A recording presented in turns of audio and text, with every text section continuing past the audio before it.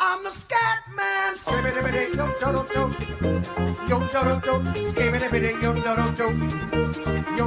I'm the scat man.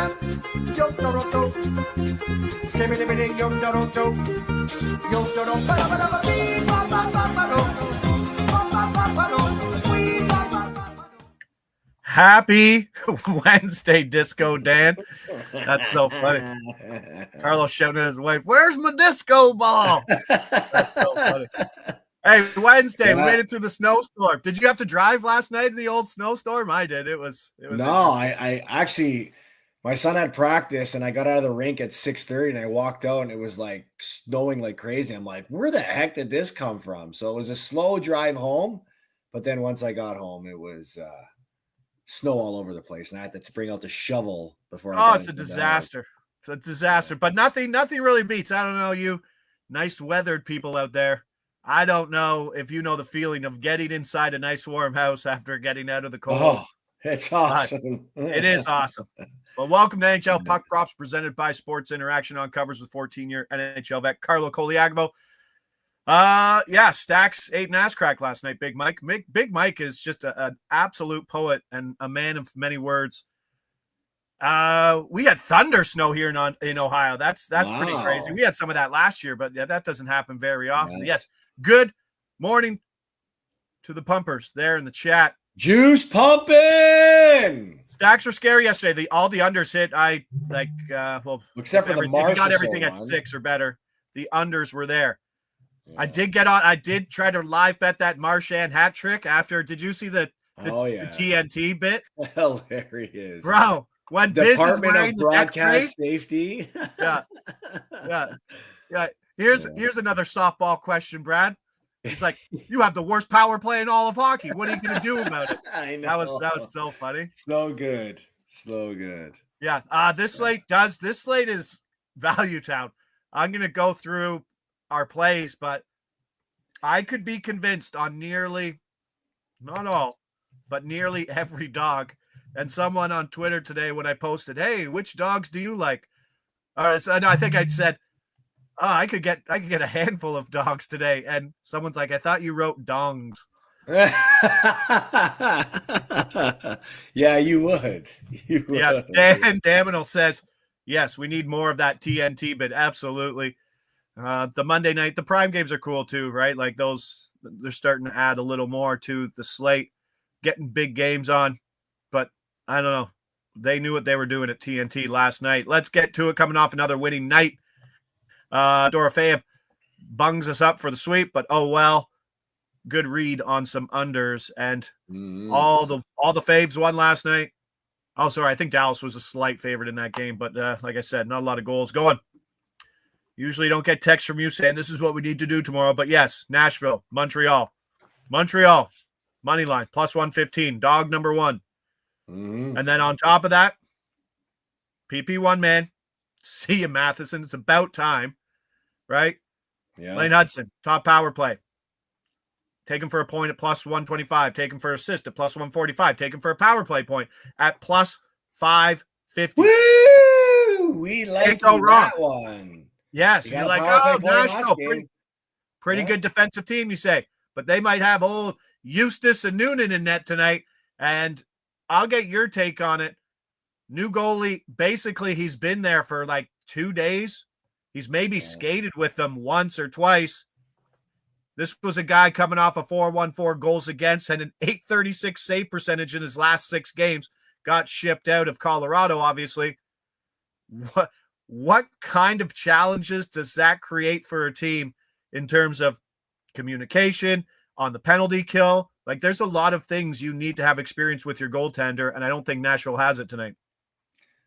It's good. It's a good point, Josh. To me, when you see the move be made, like Wedgwood is a pretty decent backup, and I heard yesterday that they've been riding UC Saros almost every game this season, so there hasn't really been much of a workload for the backup goaltender. But Annunen wasn't really, getting a lot of confidence with his play in Colorado. Now he comes to Nashville, a team that is struggling mightily. And it's a tough spot for him to be in because he wants to come in and, make a good impression with his new team, but he's doing it with a team that is struggling to win games, but also struggling to score. There was a stat that I read yesterday, and I talked about a lot on my show this morning, that 17 of the 26 games that Nashville has played this year, they haven't scored more than 2 goals. So in the games that they've scored 2 goals or less, they're 0-17. They've scored 2 or fewer in 12 of their last 15. They've been even worse.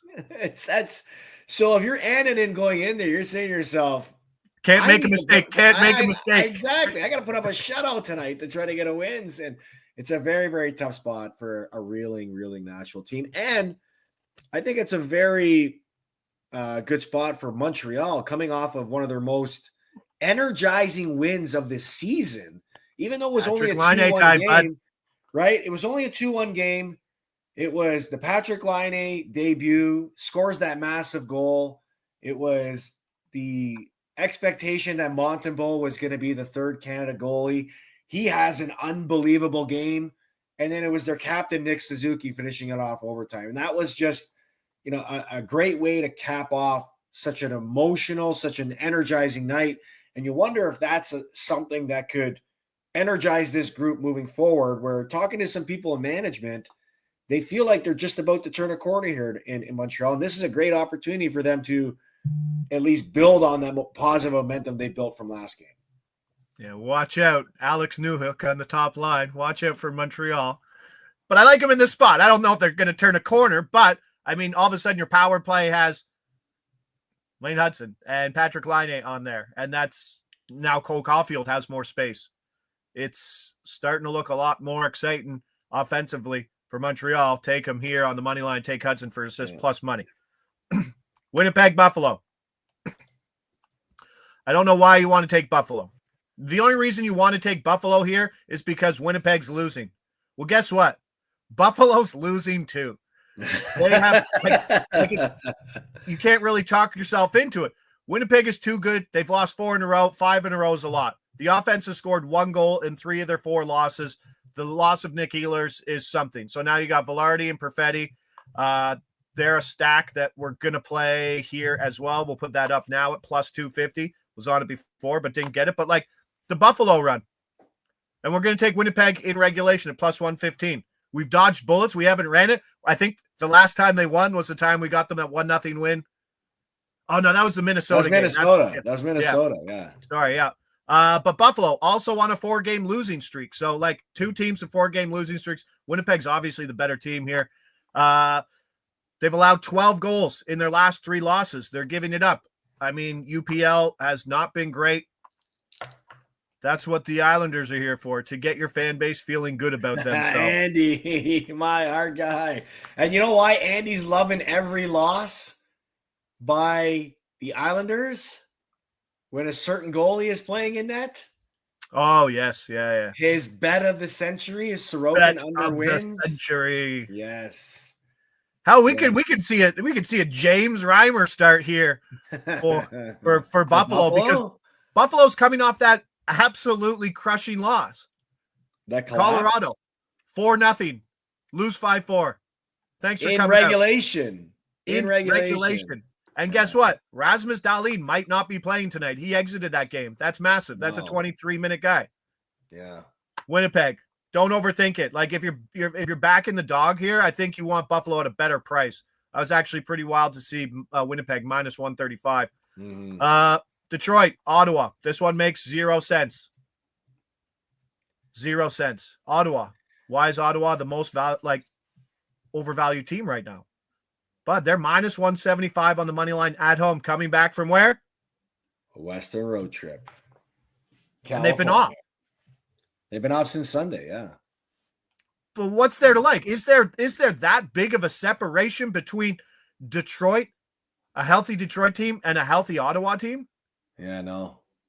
Well, the only thing in Detroit's favor is who's going to play net, because Cam Talbot's not available. I know this is priced in for a Ville Husso start. Right. He was actually pretty good in his last start. What was that? A loss or Ooh, the win Adams in overtime? Digest. Power play points galore. These teams hate each other. This Find is a a real. find a plus 500 there, Joshy. You know me too well. I was putting the plus 500s together, trying to find all the 500s together. Yeah, the Wings stink too, but I'm getting 50 points on the dollar for them. Yeah. I get it. Like Ottawa stinks as well, but I'm not laying 75 points on them. These are 2 bad penalty kills here, 2 of the bottom 5 penalty kills. So it's a great pop to say that. Thanks for pointing that out. I mean, Ottawa, they are so far on the season, and they might be underperforming, sure, but we have a pretty good sample size right now. They're 28th in point percentage. Detroit's 24th. They have the 6th highest goals against. Their PP's top 10, but their PK's bottom 10. Tkachuk is a menace versus Detroit. Tkachuk is a menace because they keep losing, and he has to keep overdoing it. Yeah. Ooh, the Larkin cross-check from last year. What was that? He cross-checked David Perron. Or was it David Perron? No, David Perron cross-checked Dylan Larkin. And no, wait. David Perron was on Detroit last year. Was it Zub? Artem Zub. I think it was Artem Zub. Who's not dressing. Playing. Yeah. It was Zub that cross-checked Larkin. I believe so. Who sent that in? The cross-check. Adam, give us a quick description as to what Seeing the players you're referencing. The last head-to-head doesn't have much, just like 4 minutes and penalties. Perron got suspended for defending Larkin after he got cross-checked. Right. Thought so. Larkin got knocked out and Zub had a ton of bad blood. But it couldn't have been the last one. There must have been a game in between that, which is a big difference, right? Yeah, maybe. I don't know. The last game, don't see much. Okay, yeah. So it was 2 games ago. So they did have the let's get them back game out of the way, right? Okay. Professionally, does that usually carry over 2 games as much as the 1 game? Not really. Right? Like it's kind of done and clean. I honestly think like the bad blood in this game should be that both teams are still not in the playoff spot right now with teams like Boston that are having below average seasons. Mr. Gerg says, why is Larkin and Raymond the most expensive stack? Because they probably point on 60% of Detroit goals right now. That's where a lot of their offense is generated. And I think it's Stützle on the second line without the big dogs up top with Tkachuk, Norris, and Batherson on the first line. Right. So Daz Diggity says, I'm new to hockey, but is a block shot just for the goalie or regular players? Block shot is only for the regular players. Goalies only count for saves. So, ding. Hope that helps. Thank you. There you go. Yes. But no, hey, we're here to educate. We're here to help, but we're also here to educate, right? What an absolute educator you are. Shut up. You should be wearing the shirt that says Coach. You Coach juice Carlo. pumper. You juice pumper. But that's, I mean, so those are the plays that I got in. I got the Detroit money line plus 150, Winnipeg in regulation plus money, Velarde Perfetti plus 250, Montreal plus 115. All right, so everything we got on the board is plus money. Well, that's not a surprise if you follow the show. But like if you head over to covers, head over to the actual score matchup and just start going through the games. Colorado, Carolina. Colorado's plus 130. If you told me you wanted Colorado, I would be interested. Carolina can't score right now. They're losing. Kachekov's back, but not sure if he is fully the answer right now. Florida, Philadelphia. Philly plus 140, home underdog. Right? Like it's not there's all right. So in that game, Couturier, power play 1. He's plus 600 for a power play point. There you go. There's one of your power play 1. Okay, so we're gonna do Hudson, Nashville, Montreal, same thing. You got Hudson there plus 500. Winnipeg, Hudson. Buffalo. You got Perfetti at I think plus 400. That's a big one. Is he on PP1? San Jose and Tampa Bay. Oh yeah, I love that game. Is Perfetti on PP1? So do I. Yes. Okay. But they could mix things up because they're not scoring. So there's a worry about that. Okay. High school producer Mick says high school dance flashbacks thanks to Uncle Carlo's disco lights. Like sometimes when I hear songs from the 90s, it just takes me back to my like middle school gymnasium dancing with girls who were High taller school than dance. yeah. Just listening to Meatloaf. Girls you thought you had no chance with, but you're like, hey, it's a high school dance. Why don't we just get a dance with? Yeah. Well, all you had to do was ask. Nobody. Boys on the one side, girls on the other side. That's right. Wow, look at Josh. He's so brave. But hey, Wallman, there's another one. Wallman's plus 500. QB, PP1, San Jose. Is he PP1 or is Liljegren PP1? He's no, last I saw, he's on power play 1. So there's another plus 500 guy. I'm not telling you to play these because I always do, and I don't win them. But well, they're again, priced, you're taking a chance. They're priced incorrectly. That's all I'm saying. Okay, so go to the Detroit and Ottawa game. Yeah. And see if there's a PP1 guy that has that value. I'm gonna guess Moritz Seider would probably be that guy. No, everybody's priced right, plus 350 or better. Okay. Or lower. There's no outliers there in that game. No outliers. Seattle Islanders. I was thinking Vince Dunn, but he's like plus 400. He's not bad. St. Louis Calgary. The funny guy's name that's not Buchnevich, but starts with a P. Sharon Govich? No, St. Louis. Starts with a P. Oh, Sharon Govich? Hold on. On St. Louis? St. Louis. Paranovich. Yes. Sharon Govich, Paranovich, Buchnevich. That's a big game. But I think he's up on power play 1, doesn't have a market. I hate everything about Calgary. Columbus, Dmitry Voronkov, plus 600. Voronkov. Okay, yeah. Not Parenko. No, I'd get that one. Yeah, those are all the 500s. Those are all the ones I scoured before I could. I'm gonna put an RR. So did I. I've got a couple. I got a couple RRs. I got a Hudson, Wallman, and then I'm like, I can't add a forward to that 3-way RR. I got to get another defenseman. I forget what I added. I don't know. Is Kerfoot available on in Utah? Please stay out of my betting slips, Alex Kerfoot. Utah play tonight? They do not. But no, today I think we're still on the same track in terms of where we're betting things for stacks. Yep, stacks are fun. And I think, and you've brought this up. We're at the point kind of right before Christmas where this is like the longest stretch of hockey that players will play without a big break. Systems are implemented. Guys are in perfect condition. Slower hockey, no? Yeah. Well, I mean, not slower hockey, just, attention to detail and making sure those details are done, no? Well, if you noticed, and only because I follow the Maple Leaf schedule, but I would imagine December is a busy month for a lot of teams because outside of the 24th and 25th, the holidays is when teams want to take advantage of home games so that it can be night outs for families. So the Maple Leafs play 15 games in the month, and I would imagine that's probably an average for most teams around the league. So when you're playing that much, fatigue is going to play a factor, but also, you're going to start to see teams. It's 25 games in. You're going to start teams be settled more into their defensive systems, right? Where the goaltenders are going to feel better in the net and stuff like that. So unders hitting at 55% over the month. Yeah. So there it is. Stacks. I'll drop the stacks today, but I'm not going to put the prices on. I'll just tell you what the lines are. I'll just show you the lines. If you want to go out there and hammer the overs, go ahead. There's a couple spots, but I still want plus 200 or better, or good guys. Like if I can get Suzuki or Caulfield at plus 150, that's something I take. But today's dog day, man. There's value in the dogs, and you don't have to get fancy here today. Sides. I think there's lots of value in sides, and I hope everybody agrees on the ice with me today.